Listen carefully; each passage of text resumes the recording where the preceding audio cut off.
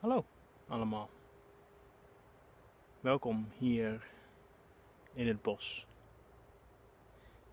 En ik wil op dit moment even stil staan bij 25 maart. Tolkien Reading Day.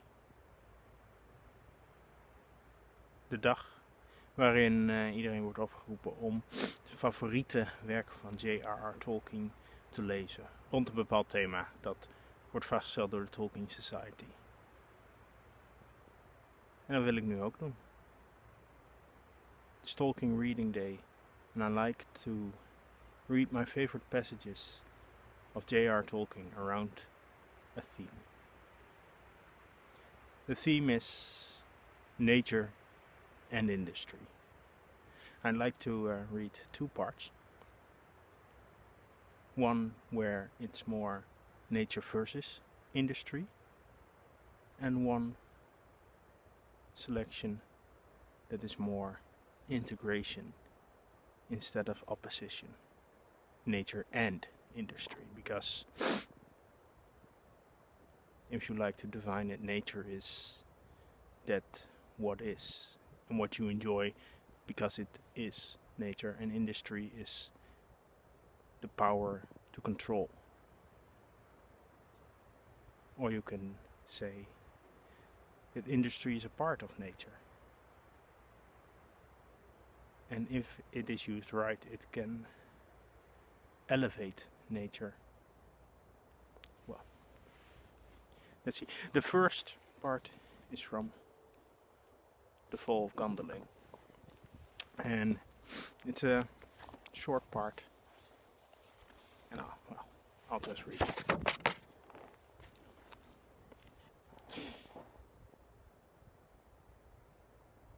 In these ways that bitter winter passed, and the snows lay deeper than ever before on the encircling hills. Yet in its time a spring of wondrous glory melted the skirts of those white mantles, and the valley drank the waters that burst into flowers. So came and passed with revelry for the children the festival of Nost La Lotion, or the birth of flowers, and the hearts of the Gondolin were uplifted for the good promise of the year. And now at length is that great feast, waarin or the gates of summer, near at hand. For know that on a night it was their custom to begin a solemn ceremony at midnight, continuing it even till the dawn of Tarin Austa broke, and no voice was uttered in the city from midnight till the break of day, but the dawn they hailed with ancient songs, for years uncounted had the coming of the summer been thus greeted with the music of choirs standing upon the gleaming eastern wall. And now comes even the night of vigil, and the city is filled with silver lamps, while in the groves, upon the new level trees, lights of jeweled colors swing, and low musics go along the ways, but no voice sings until the dawn. The sun had sunk beyond the hills, and folk array them for the festival very gladly and eagerly, glancing in expectation to the east. Lo, even when she had gone and all was dark, a new light suddenly began, and a glow there was, but it was beyond the northward heights, and men marveled, and there was a towering of the walls and the battlements. Then wonder grew to doubt, as the light waxed, and became yet redder, and doubt to dread, as men saw the snow upon the mountains dyed, and it as it were with blood. And thus it was that the fire serpents of Melko came upon Gondolin. It's an old story of Tolkien, far before the time of Lord of the Rings. And it tells of elven city, one of the last strongholds in the First Age against the great enemy Morgoth. And in the time of festival they awaited the summer, and then came the dragons. It's just the image, waiting in midnight, holding a vigil till the sun comes. It's just beautiful for me. So I really like that image, and it shows nature, the enjoyment of nature, and living in nature, and living with the seasons, and then the control of industry, represented by the evil. And a second reading will be from The Two Towers. And it's after the Battle of Helm's Deep, in which they ride through the Fangor forest to Isengard, that is leveled by nature. But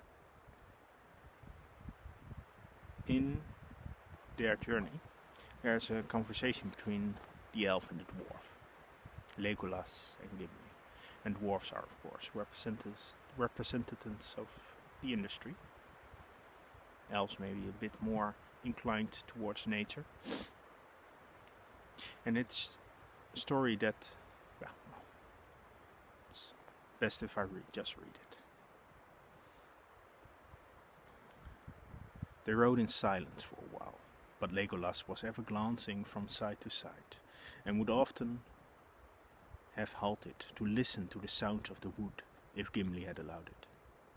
"These are the strangest trees I ever saw," he said, "and I have seen many an oak, grown from acorn to ruinous age, and I wish that there was leisure to walk among them.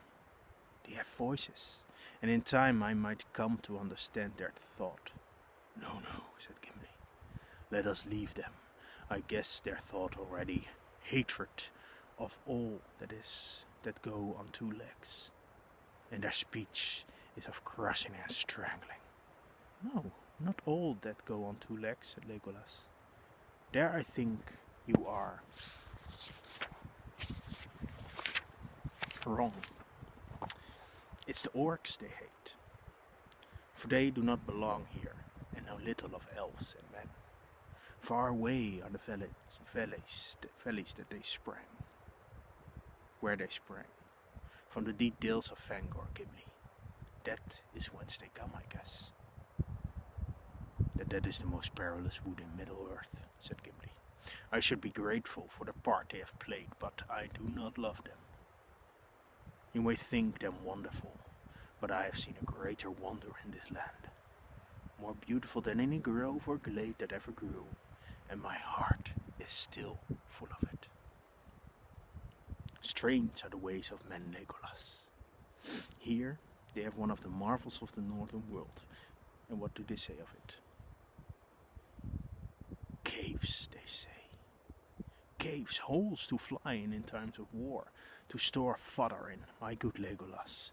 Do you know that the caverns of Helm's Deep are vast and beautiful?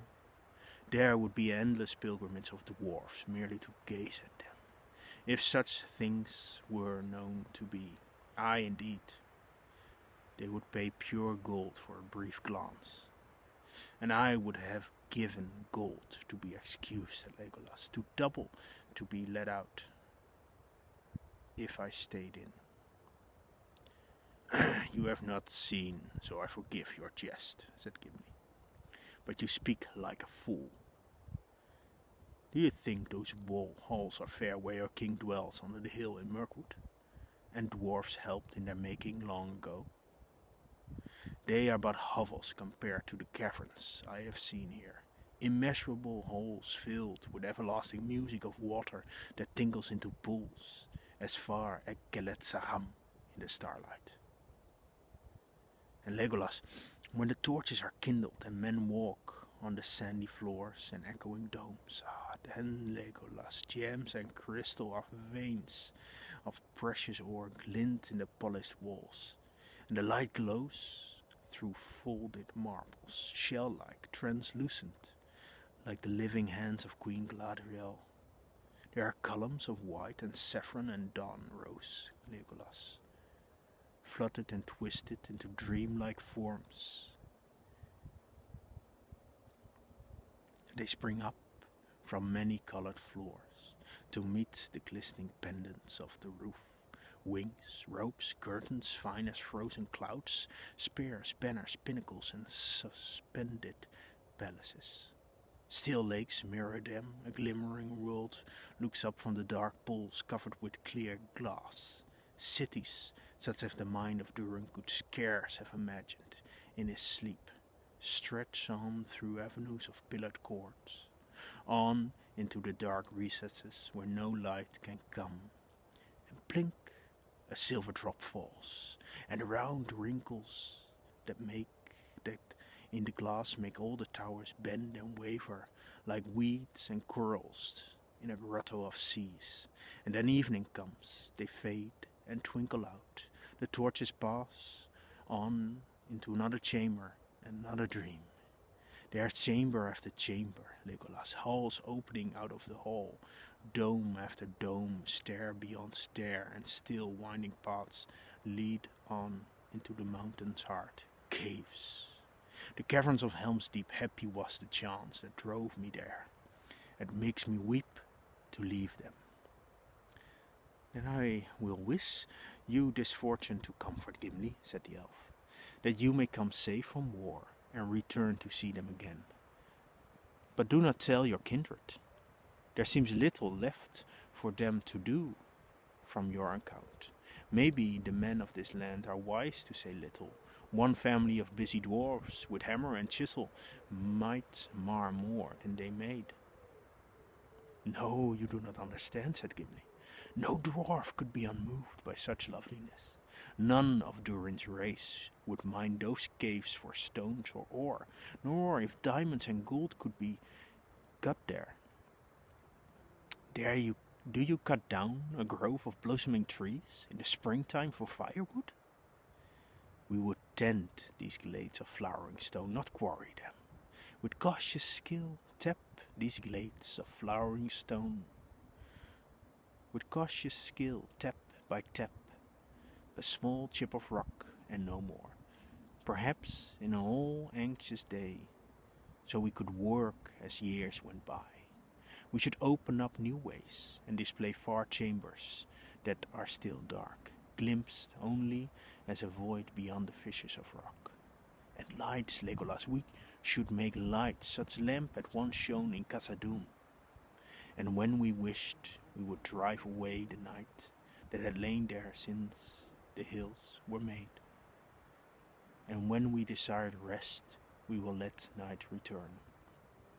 You move me, Gimli. I've never heard you speak like this before. Almost you make me regret that I have not seen these caves. Come, let us make this bargain. If we both return safe out of the perils that await us, we will journey for a while together. You shall visit Fangor with me, and I will come with you to see Helm's Deep. That would not be the way of return that I should choose, said Gimli, but I will endure Fangor, if I have your promise that you come back to the caves and share their wonder with me. You have my promise, said Legolas, but alas, now we must leave both cave and wood for a while. We are coming to the end of the trees. How far is it to Isengard, Gandalf? About 15 leagues, as the crows of Saruman make it, said Gandalf. 5 from the mouth of the Deeping Combe to the forge, and 10 more from there to the gates of Isengard. But we shall not ride all the way this night. And when we come there, what shall we see? Said Gimli. You may know, but I cannot guess. I do not know for myself for certain, answered the wizard. I was there at nightfall yesterday, but much may have happened since. Yet I think you will not say that the journey was in vain, not though the glittering caves of Alaront be left behind. The combination of nature and industry. elevating both. In a conversation between an elf and a dwarf, the greatest friends in The Lord of the Rings. Happy Tolkien Reading Day, everybody.